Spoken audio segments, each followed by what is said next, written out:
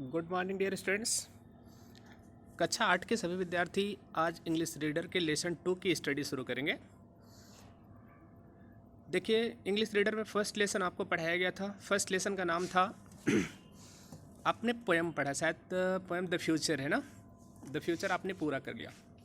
अब इसके बाद हम सेकंड लेसन स्टार्ट करते हैं। सेकंड लेसन आपको पढ़ना है और पढ़ने के बाद इसे रीड कर लीजिएगा, हार्ड वर्ड नोट करके अपनी कॉपी में नोट कर लीजिएगा, वर्ड मीनिंग नोट कर लीजिएगा, उसके बाद अर्थ समझिएगा। अर्थ समझने के बाद एक्सरसाइज करना है, फिर क्वेश्चन आंसर। तो आपको अपनी कॉपी में केवल वर्ड मीनिंग और क्वेश्चन आंसर करना है, बाकी एक्सरसाइज आप अपनी बुक में पूरा करेंगे। ठीक है, तो सभी विद्यार्थी किताब खोल करके अपने सामने बैठें। इसके बाद पढ़ना शुरू करते हैं हम लोग। ठीक है, देखिए लेसन 2 लिखा गया द गोल्डन स्वान, मतलब सोने का हंस। क्लियर? स्वान मतलब क्या होता है? हंस कह सकते हैं। वैसे डक मतलब बतख होता है, स्वान मतलब हंस होता है, तो इसलिए हम क्या बोलेंगे? द गोल्डन स्वान, सोने का बतख। वंस अपॉन अ टाइम, एक समय, there was a swan that had striking golden feathers. There was a swan, एक हंस था, that had striking golden feathers, जिसके पास सोने के पंख थे। मतलब एक समय एक हंस था जिसके पास सोने के पंख थे। This swan lived in a pond, और यह हंस एक तालाब में रहता था। There was a house near this pond, और उस घर के पास में एक तालाब था। Where a poor woman lived with her daughter, जहाँ पर एक गरीब महिला अपनी पुत्री के साथ रहती थी। The people were really poor, और वह लोग वास्तव में गरीब थे।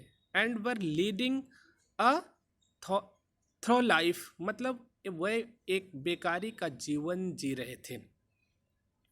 The son found, हंस ने पाया, that the poor mother was passing a hard time with her daughter, कि वो गरीब माँ अपनी पुत्री के साथ एक कठिन जीवन या कठिन समय बिता रही थी।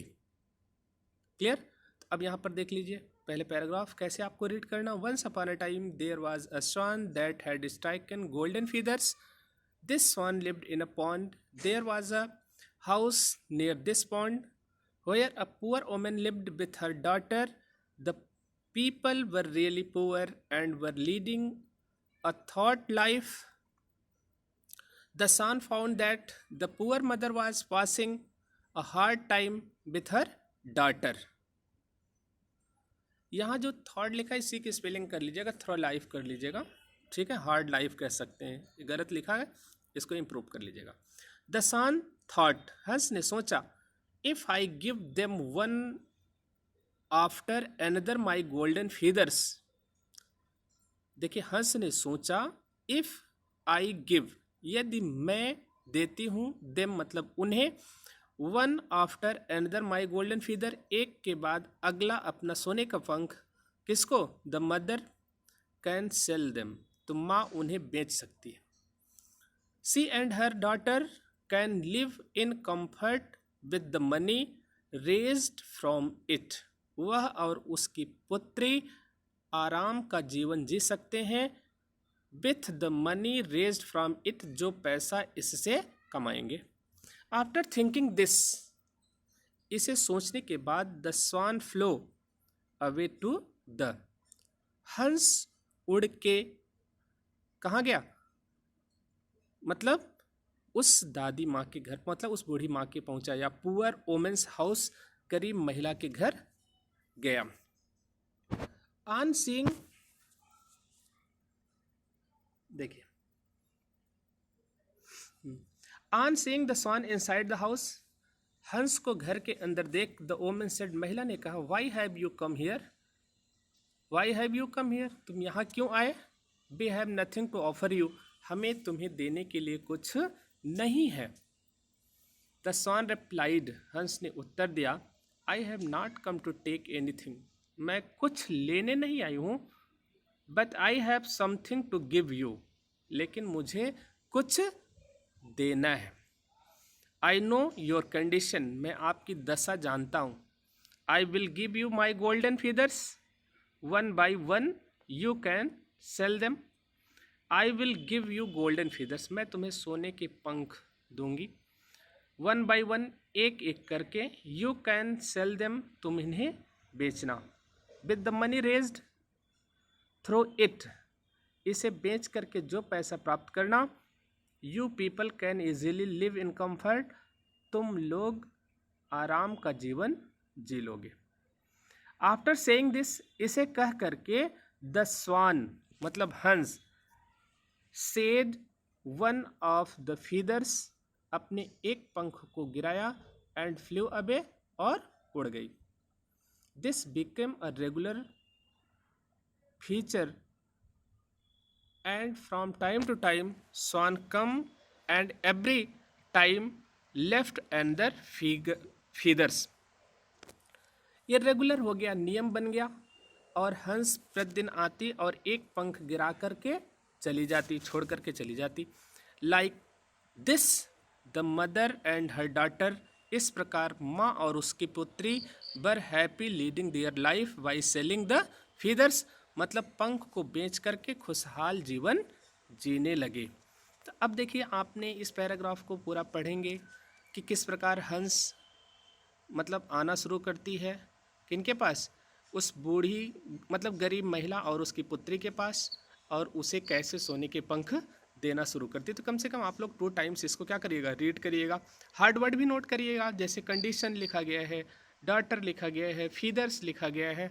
जहाँ पर आपको नहीं समझ में आता उसको नोट करके आप लोग व्हाट्सएप पर पूछ भी सकते हैं, पूछेंगे बराबर। ओके, अब देखिए अगली पेज पर हम लोग चलते हैं।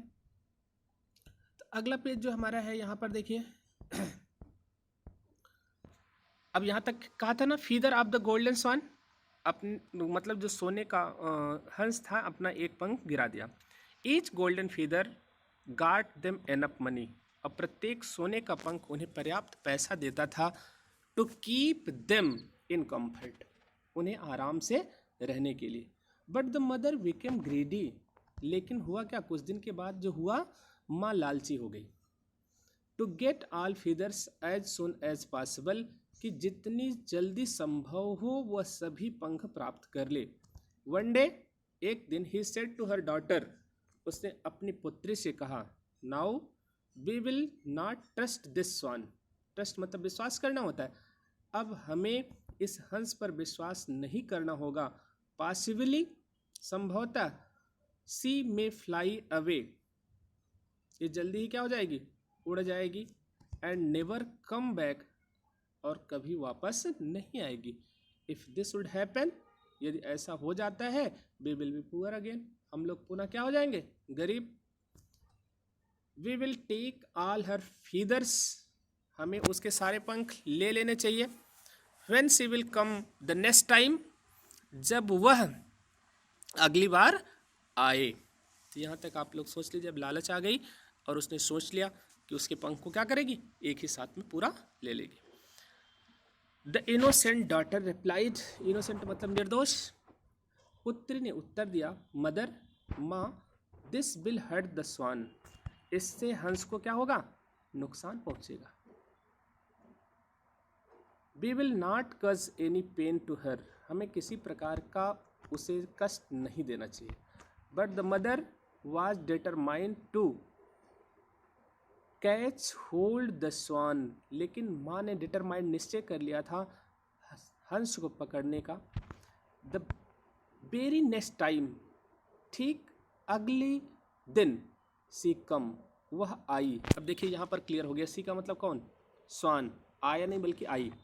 नेक्स्ट टाइम, अगले दिन, व्हेन द स्वान कम, जब हंस आया, I the mother caught her, माँ ने उसे पकड़ लिया, and pulled out all her feathers, और उसके सारे पंखों को क्या कर लिया, निकाल लिया।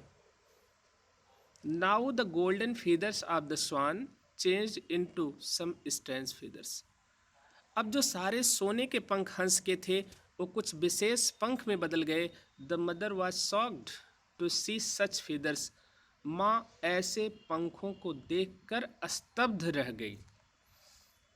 Clear? The golden swan said, सोने के हंस ने कहा, पुअर मदर,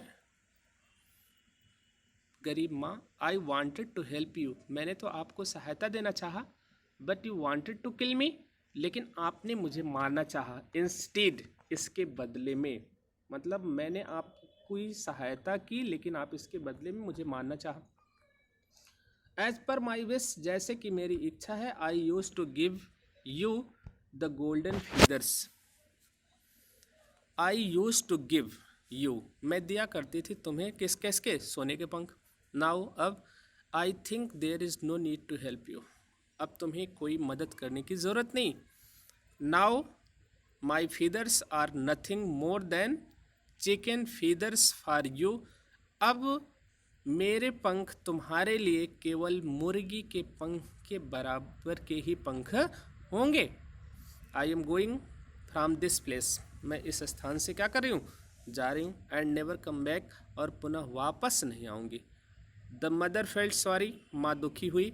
एंड अपलाइज्ड, और माफ़ी मांगा, फॉर हर मिस्टेक, अपनी गलती का। द गोल्डन स्वान सेड, उस सोने के हंस ने कहा, never be greedy, and flu away, कहा कभी लालची मत बनो, और उसके साथ ही उड़ गई। अब यहाँ पर आप लोग देखेंगे, फीदर्स मतलब पंख, लीडिंग मतलब व्यतीत कर रही थी, कंडीशंस मतलब स्थिति, स्ट्राइकिंग मतलब आक्रमणकारी, रेगुलर मतलब नियमित रूप से, पॉसिबली मतलब संभव, रेस्ट मतलब उठा, डिटरमाइंड मतलब दृढ़ निश्चय किया, इनोसेंट मासूम, कमिटेड प्रतिज्ञा की, अपोलाइज्ड मतलब क्षमा याचना की।